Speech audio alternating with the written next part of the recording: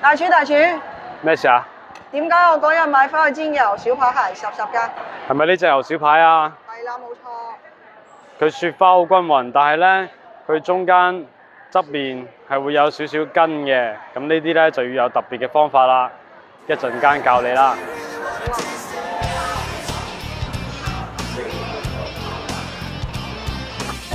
嗱，牛小排咧，今日我哋會做呢個美國嘅牛小排精選級嘅。前邊準備嘅嘢咧，就會係有牛扒調味料、莫頓嘅海鹽同埋牛油果油。配菜方面咧，準備嘅係蘑菇、番茄、迷迭香，仲有唔少得嘅係廚房紙，呢個係吸水用嘅。牛扒我哋首先用廚房紙索乾面頭嘅水分，輕輕印一印就得啦。因為咧放到常溫之下嘅牛扒，佢多多少少都會有啲冷凝水嘅。主要我哋呢個步驟就將面頭嘅冷凝水吸乾。吸乾水之後嘅牛小排放上砧板上面啦。海鹽、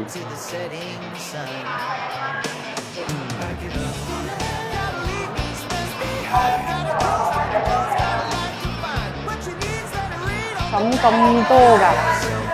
唔係好多啫喎，拍一拍佢。另外一邊亦都一樣，因為今日我哋用牛扒調味料嘅關係咧，所以就放黑胡椒啊嗰啲啦。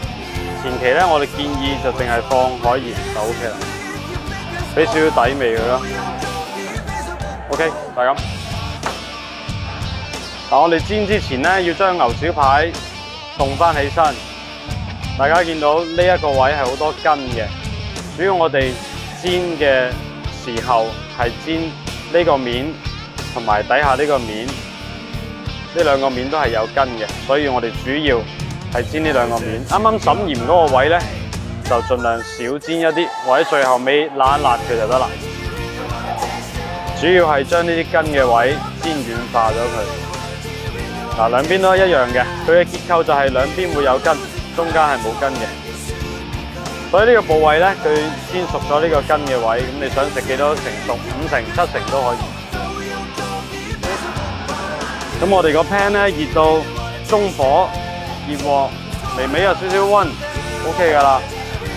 煎筋嘅時候咧就唔需要太大火嘅，咁就放牛油果油啦，將我哋放咗鹽嘅牛小排打豎放落去。如果淨係煎肉嗰個位咧，咁佢筋未軟化落嚟，佢嘅口感就會俾呢啲影響咗。所以我哋煎嘅時候咧，都係咁樣煎。咁而我哋呢條視頻咧，喺煎呢一刻開始咧，就唔會剪接同埋加速噶啦。咁你翻到屋企嘅時候，都按照呢個時間步驟去煎就 OK 啦。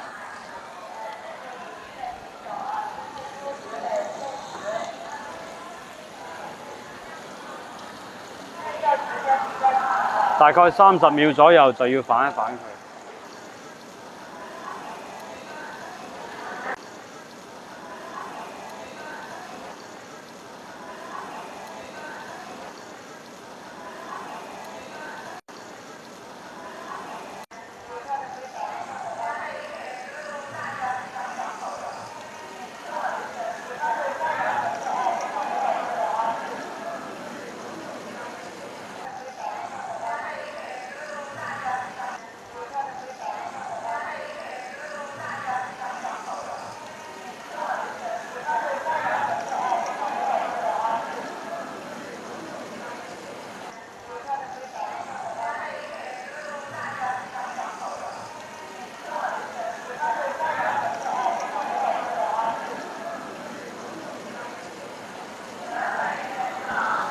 嗱，而家一路都係用住中火嘅啫，你喺屋企用煤氣爐都係一樣，呢個火力就 OK 啦。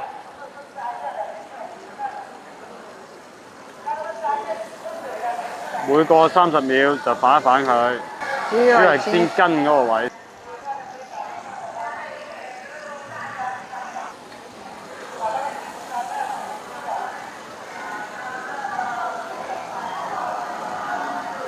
去到最後尾嘅時候，先再將嗰個火擰大佢，嚟辣一辣佢肉嗰個位就得啦。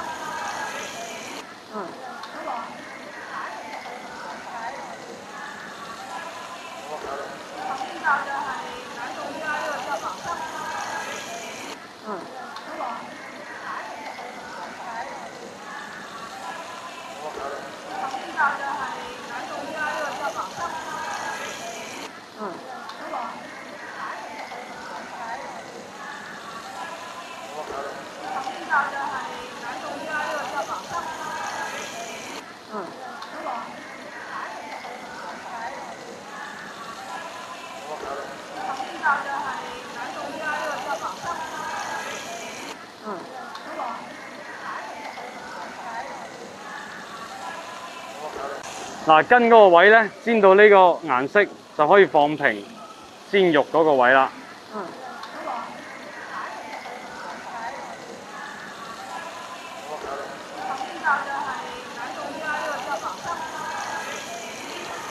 煎肉呢個時候咧，可以輕輕大火的咁得都唔緊要嘅，要有啲煎扒嘅氣氛。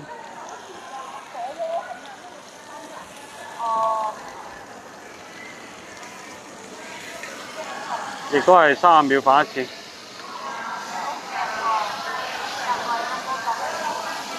用鑄鐵鑊嘅話，風味會好啲。咁啊，用平底鑊咧？嗰啲普通平底鑊咧？普通 Buttling pan 係咪？係。Buttling pan 一樣嘅啫，只不過鑄鐵鑊嘅風味就會好啲。嗱，最後尾咧，一陣間你哋仲會煎一次嘅。所以而家就要放啲牛扒調味料落去，如果冇牛扒調味料咧，可以放黑胡椒都得，只不過佢牛扒調味料嘅風味複合嘅乾嘅香料就會多啲。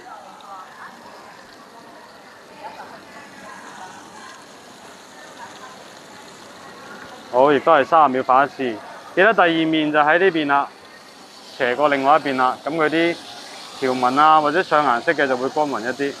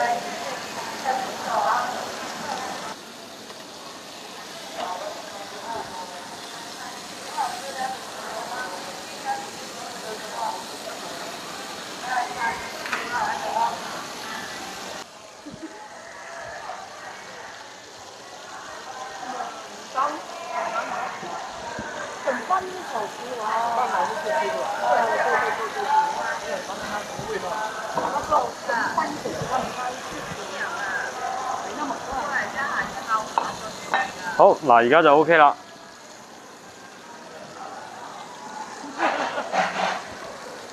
咁啊，大家翻到屋企都按照住呢個時間去煎就 OK 噶啦。煎完嘅牛扒咧，亦都一樣要醒肉嘅。咁我哋一般家庭嘅話，就靜置佢2分鐘到3分鐘。嗱，啱啱煎好嘅牛小排咧，咁就可以切碎少少迷迭香，我哋一陣間可以揼落去啱啱醒肉嘅牛小排上面，咁亦都會增加啲風味嘅。但係記得一定要係啱啱煎好咗啦，嗰個牛小排仲熱嘅情況之下揼落去。好，醒肉嘅時候揼落去，咁你食嘅時候亦都會有啲香料嘅風味。當然迷迭香同埋百里香都係可以嘅，我哋更加建議係用百里香。開始。嗱，俾少少油，我哋呢個時候就可以煎啲配菜啦。就將啲蘑菇啊喺醒肉嘅時候就可以煎一煎佢。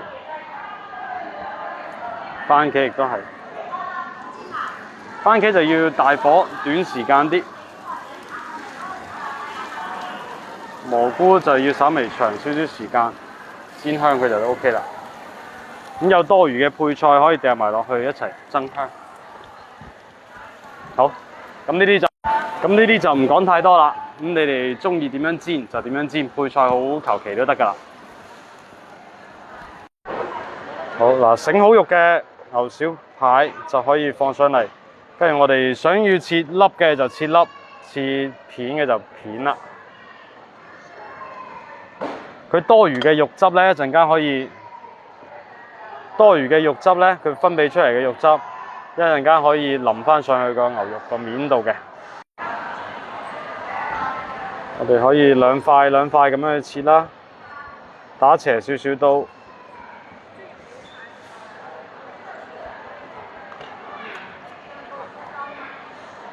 嗱，呢個就係7成熟㗎啦。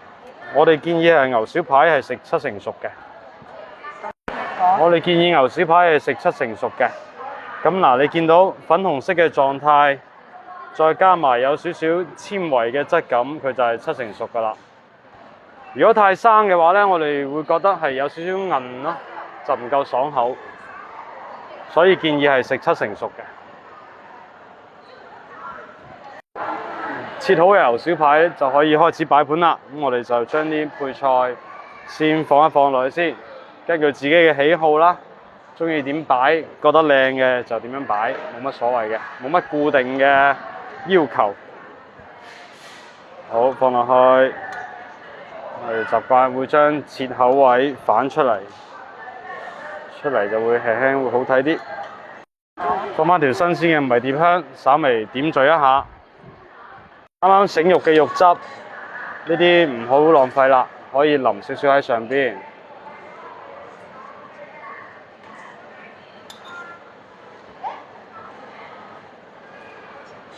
OK，收工。